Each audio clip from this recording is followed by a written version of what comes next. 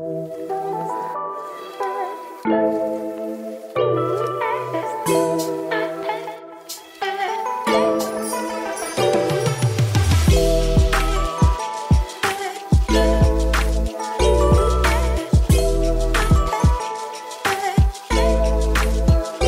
up, Podcast Land? It's your girl Niche, and welcome back to another episode of Laughing and Crying. This is a podcast that values our relationships, including the ones we have with ourselves. If you're new, welcome. You're gonna have fun. On today's show, we're gonna start out with let me tell you a story, and then have a conversation on therapy. No? Therapy. Well, yep, you guessed it. I got somebody in the building, and it's no stranger to the Laughing and Crying podcast. Dre, say what's up with the people. What up, people? Yes, he's back. Hi. Again. Hi. Oh man, we need floss. Why? Because we ran out of floss. I meant to go to Target and get floss. I got floss. You got floss? Mm-hmm. Where? I got floss. Do you really have floss? Yes. Where? I still have some in my drawer. In the bathroom? Did you use my floss? I've been using your floss because I've been out of floss. This has nothing to do with your podcast right now. Today, Dre is going to tell us a story. Hopefully not about floss. Take it away, Dre. What? So, you guys, you ever have so much confidence? Say you're like in your outfit, you think you look the best. So, it's a little rainy out. So, I'm like, ain't so bad. Let me run these errands. So, I wind up getting to the grocery store. I go inside. It's raining slightly, but it's not pouring down. I'm like, no umbrella. Don't worry about it. I'm good. Do all my shopping in the store. For some reason, I had on like a nice outfit. My shoes looked good. I was walking really well. My legs fit real good. I'm feeling myself. I'm walking back to my car, and at this time, I parked next to the handicap space. I get out the door, walking through the parking lot, And then what happens to me in the middle of the parking lot with groceries in my hand? I slip. And not just, I slipped, whatever. I slip on top of the blue handicap sign in the parking lot. And my whole life flashed before my eyes. 20 seconds. 20 seconds. Boom. Splash. Why splash? Because the sign is not very level. And it was raining. Remember, guys? Someone says, "Oh my God, can I help you? Are you hurt?"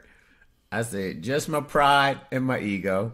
Do you know how embarrassing that is to pick up peas in a parking lot with no legs because you slipped on a handicap sign, you guys? Peas wouldn't be stuck behind the passenger side of my car on the front. So now do I start my car up and possibly risk running over these peas? My butt is wet, you guys. It's just wet. I don't know what to do. I wind up reaching for the peas because, again, you guys, if you don't know, I'm 5'10" and a half, so I don't have the longest arms. So I'm like, do I have to move the car or what? But I'm fishing because at this point, my butt's wet. I don't have legs. I just gotta have a win. So I eventually get the peas. Yeah, you guys. So pretty much, be cautious in the parking lot, man. Them handicap signs. If you're not handicapped, they will make you handicapped. Moving on. I always think it's funny that he slipped and fell on a handicap sign. I don't know what's wrong with me. Wow. That was hilarious. What? Wow. Wow. You don't remember where that's from? No. Hey, what's your name?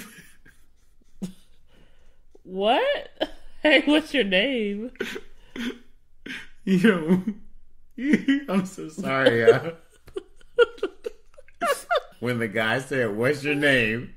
and the ladies answered, and then he said two names completely different, and that one they said, "Wow." Hey, you can't talk about inside jokes. Hey, what's your name? Dre. What's that, Jim? Wow. Shut up, Dre.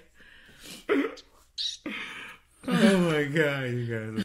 Anyway, that was funny, Dre. Hilarious. Before we jump into our conversation, though, Dre, how you been? Update the podcast. Actually, guys, I've been doing great. For those of you who don't know, I'm actually a life coach. I'm actually hosting a 6-week class for new amputees or whatnot. So anyone listening, if you are friends, family, or even a person experiencing limb loss or limb difference, hey, reach out. You know, you guys can find me on dreunlimited.com. Got the webpage going right now. Got the webpage going right now? Yeah. We're going worldwide. Pretty much. Anyone who has the internet could access this. Yeah, I think it's called the World Wide Web. Yeah. www.dreunlimited.com. So I think the definition of having a website means that it's worldwide. We ain't got to get into all that technical. You know what? Take it up with my HR department, which is you. I'm not your HR. I keep telling you. My HR, my PR, my you have to pay a lot of money for somebody to be your HR because of who you are. That's fine. I'm Michael Scott. I know.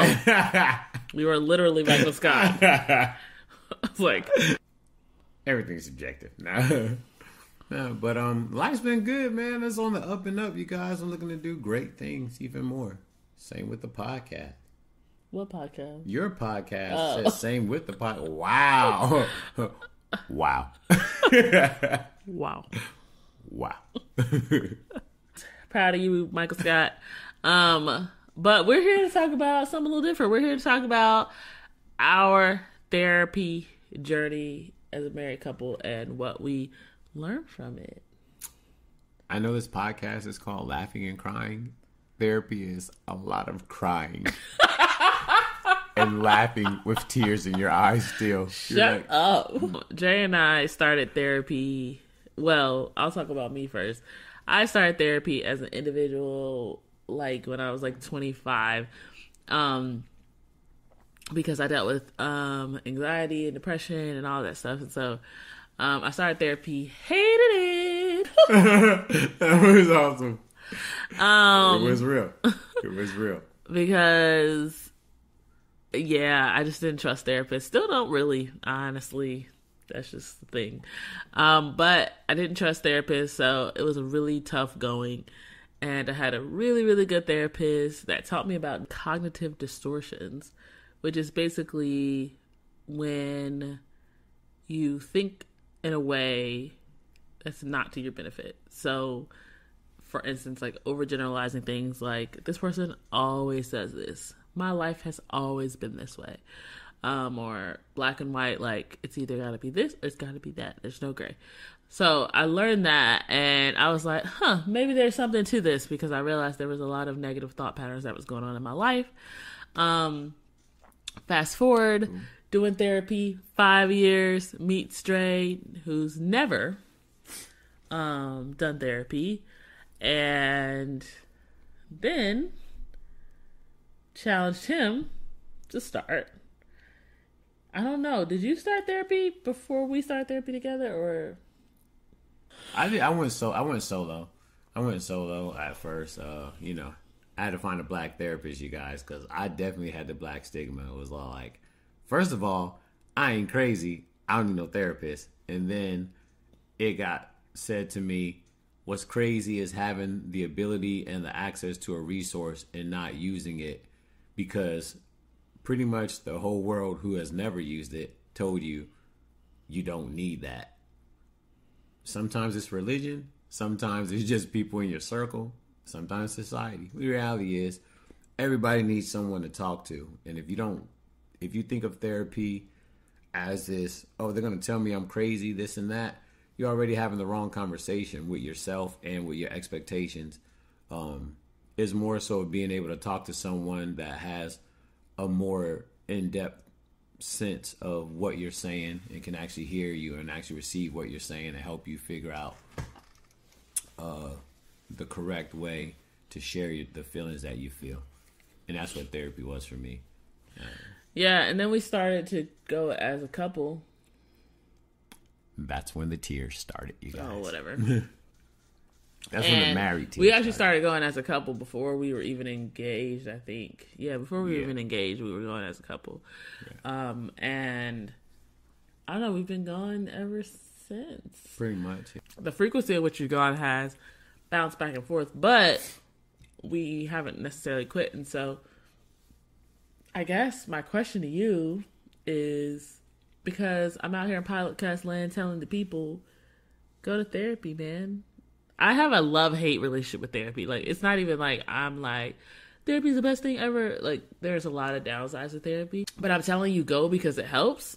So we're just going to talk about, like, what it means to us. And one of the questions I have for you is, what did therapy teach you about yourself? I'm messed up, I need help, and I don't have enough money. No, in all seriousness. 3 things therapy taught me about myself.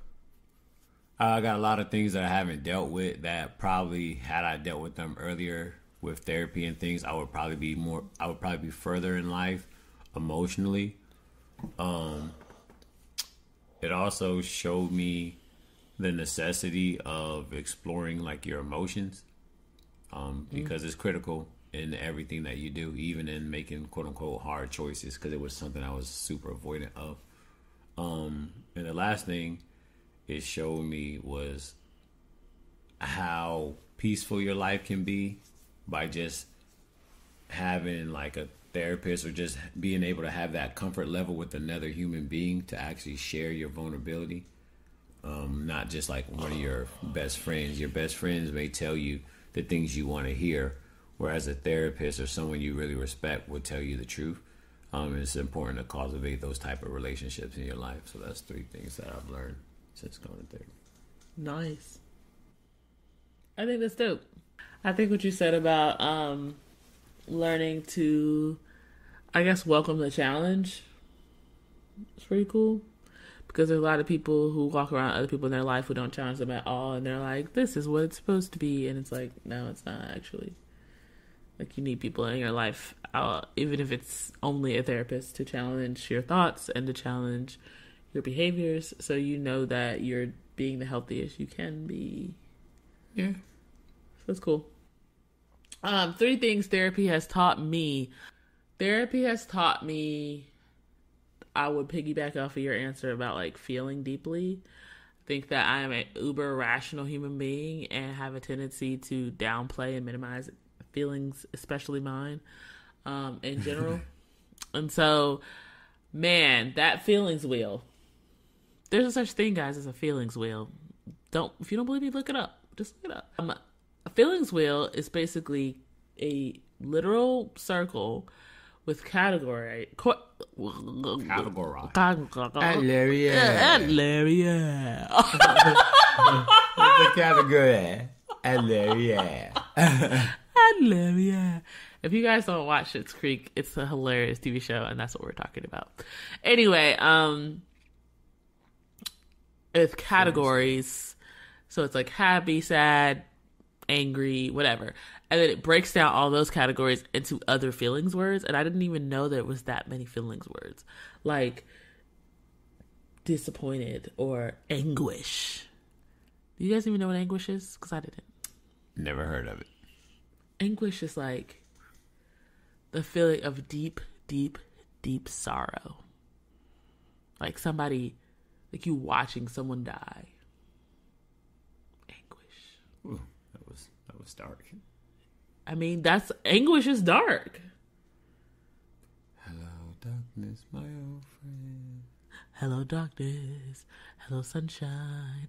Hello, not at all. Hello, all the time. Hello, nowhere. Hello, oblivion. Hello, goodbye. Wow. Anyway, yeah, so I didn't know about all the feelings. And so that was one of the things I don't understand why me and Dre make podcasts together. Like, this is like, I'm sorry for everyone who is intently trying to listen. There's just a lot of ADHD bouncing around. Feelings wheel. I'm so happy I learned about all the feelings because it's helped me to be able to express myself and not to just have everything be like, I'm mad or I'm annoyed. I'm mad, I'm annoyed, I'm mad, I'm annoyed. You know what I mean? The second thing has been to be able to communicate better. Like, the more I understand my feelings, the more I'm able to talk about them. And I think conversations go a lot better when you lead with your feelings rather than leading with your demands. And because I avoided a lot of my feelings, I think that I led with demands. I led with, I don't know. It all ended up being toxic though, right? Like, I don't know. And you guys all know I'm on my journey to healthy and getting rid of all the toxicity in my life. And so therapy was one of the things that helped me to recognize those things. So it's pretty cool. And then the last thing, especially marriage kind of centered, would be not to fight fire with fire. Even though we kind of learn that as kids, right? Like, we learn like, oh, you're not supposed to fight fire with fire. You're supposed to fight fire with water, or fire with, what is it? With the sand. Yeah, so I always learn you're not supposed to fight fire with fire, but then you grow up and you start fighting fire with fire because, I mean, that's just naturally what us humans do. So in marriage, if he's like, well, he's going to do it, I'm going to do it. Well, if he gonna act like that, I'm gonna act like that. Well, if he gonna be quiet, I'm gonna be quiet. Well, if he ain't gonna talk, I ain't gonna talk. Well, if he gonna get loud, I'm gonna get loud. And the reality is,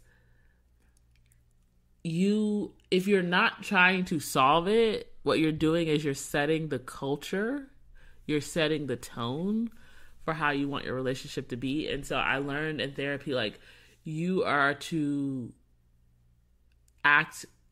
You're always supposed to act and respond in the way of which you want the culture of your relationship to be. So if one person's not acting within the culture, that's that one person. But once you start joining in, then now you're setting the tone of the culture, if that makes sense. So if you guys are mocking each other and being sarcastic, and one person does it and you jump in, well, now that's the culture of your relationship. If one person's being sarcastic and you say, hey, I don't care for that. That came out very sarcastic. It hurt my feelings. Now you're setting the tone for what you want the culture to be. And I didn't know that before. I didn't realize how much I was contributing to the not so great culture of my relationship by fighting fire with fire. You know what I mean? Why would you encourage other couples in life? You know, I'm going to do something a little different because that was the question. Why would you encourage other couples? But I want you to say, why would you encourage other men to go to therapy? Why would I encourage other men to go to therapy? Because society, man. Society told you, especially if you're a man of color, be stronger than your problems. Don't complain. There's no solution. Just figure it out. So if you need to work more, work harder. If you working hard, go harder than that. If you stretch thin, find the energy. Society has told you to do all these things, and all you ended up was like regretful, angry, taking it out on anyone and everyone around you, whether it's a person or a pet. You don't know how to calibrate or how to even measure those level of feelings because society told you don't have feelings. When you're unhappy, don't complain. That's what they told you. So you just sucked it up, right? You know, like the statement they say, take it like a man. It's not true.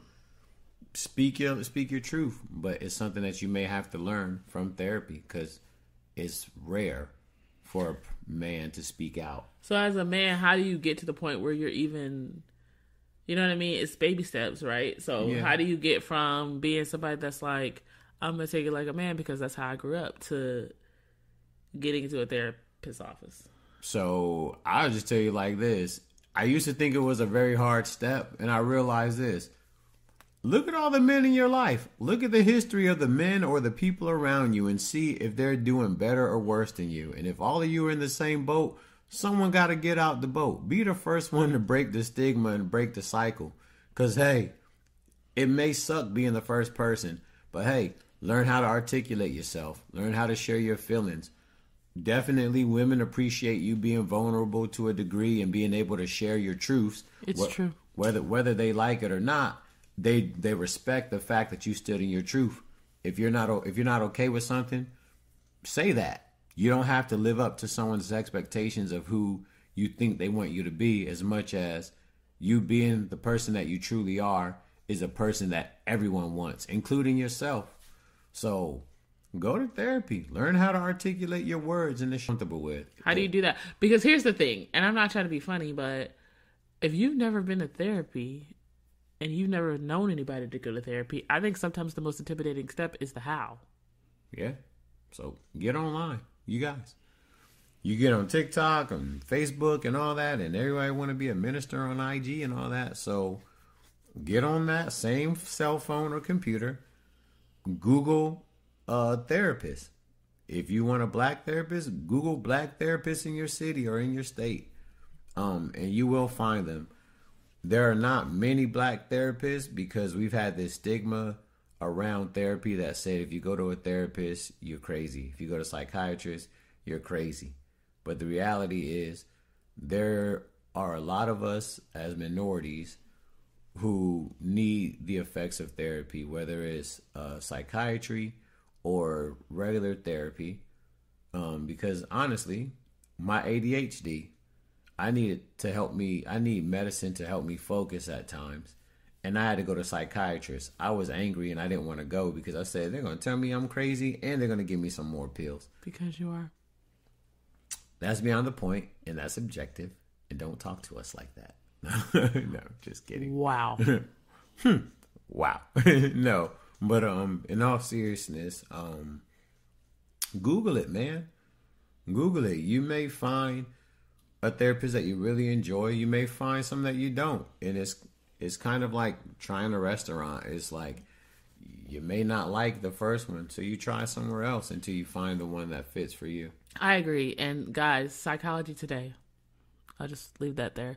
Psychology Today. If you find a therapist that you like, I'm going to tell you the key. Go to your insurance website, your portal, or call on the back of your insurance card. Ask them if that specific therapist is in network with your insurance company. If they are, 9 times out of the 10, you will pay the same copay you would pay going to the doctor. So if you pay $10 to go to the doctor, you're going to pay $10 for your therapy. If you're paying $30, same thing. If you're paying $50, same thing. Yeah, definitely. Because watch those prices. And like Dre said, date around because you might not like the first person you're with. Yeah. I've had male therapists that I felt real comfortable being vulnerable with, but I've also had female therapists that I didn't mind opening up to. And some of the harder things I talked to the male therapist about because I felt that maybe he would understand my perspective. And sometimes I found that the female therapist understood actually more of what I was going through than sometimes the male therapist. Because at the end of the day, they're still people as well. How did you feel like going to therapy helped us in our relationship or helped you with our relationship? Going to therapists of different genders helped me to get more of a perspective in the thought process.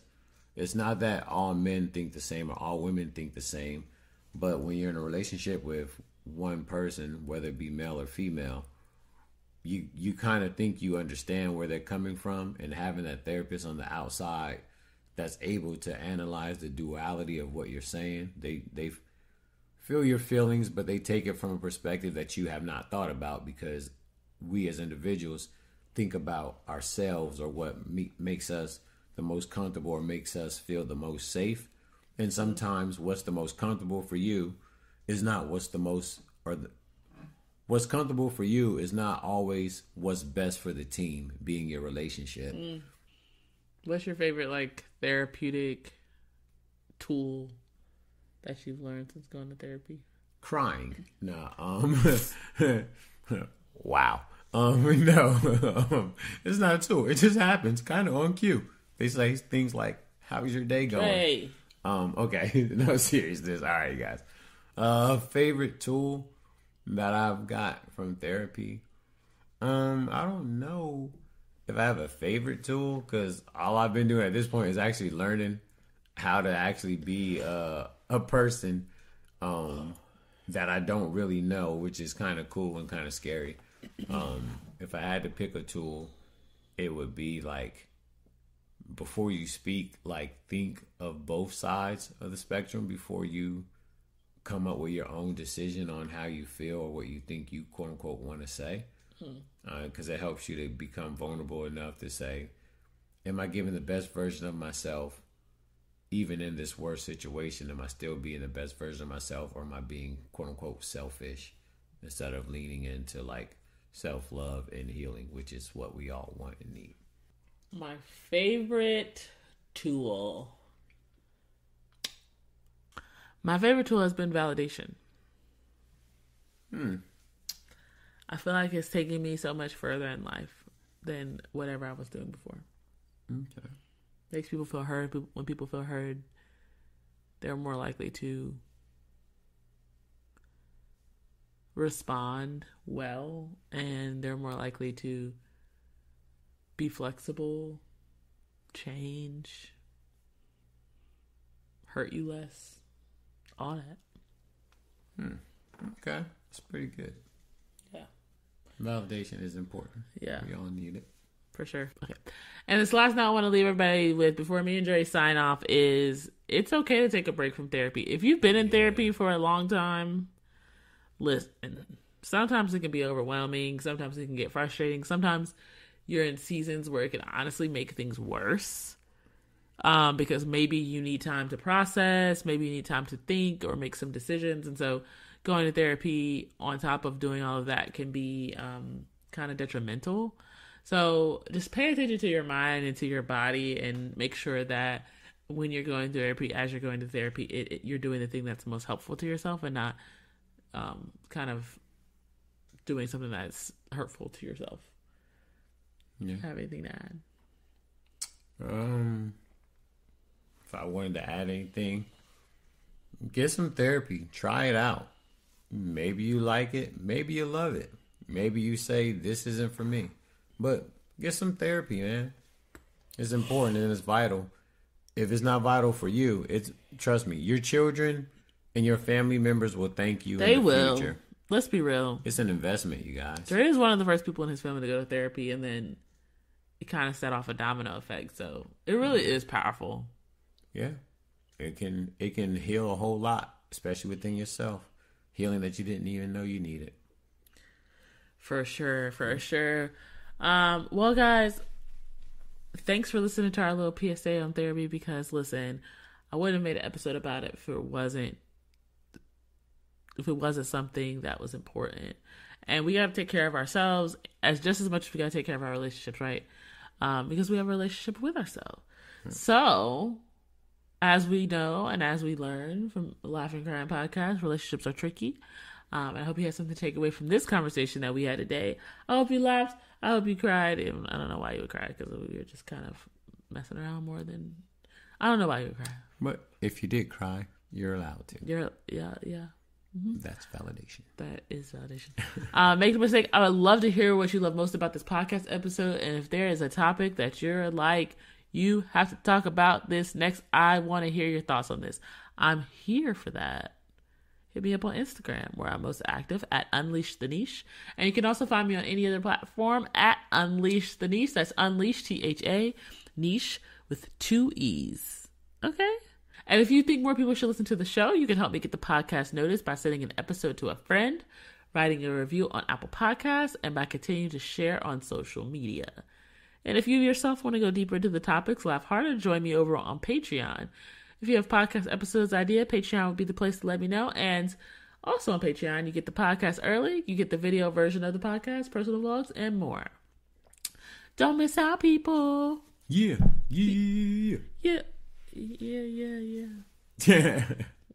Anyway, if you have interest in getting the podcast early, get the video versions of the podcast vlogs from me, myself, and my family, join the Patreon. Head to patreon.com/unleash the niche. That's Unleash, THA, niche, to join the niche gang. That's what I call the people in my Patreon. Well, that's it. Dre, thank you for joining us today. How's it feel to be back? I feel great.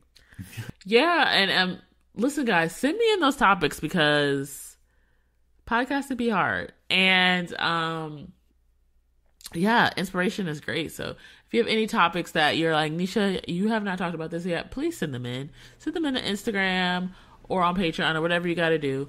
Because Dre and I would love to talk about it. You feel me?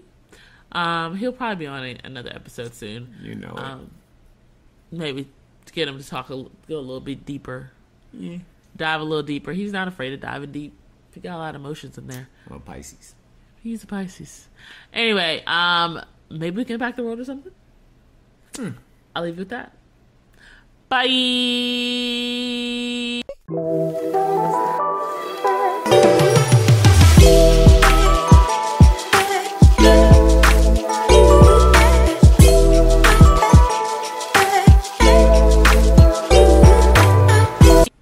Buenas noches, todos y ay.